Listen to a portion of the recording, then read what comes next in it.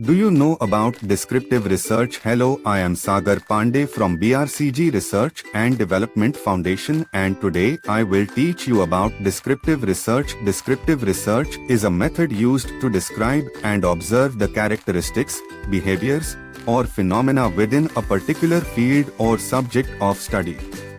It aims to provide a detailed picture or snapshot of a situation or topic without altering it.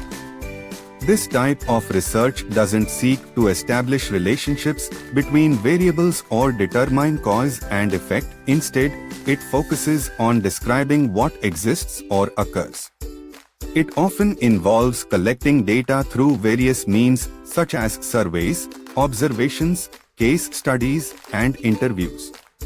The information gathered is then analyzed and summarized to create a comprehensive understanding of the subject under investigation. Descriptive research is valuable in providing a foundation for further research, identifying patterns, and understanding the nature of a specific phenomenon.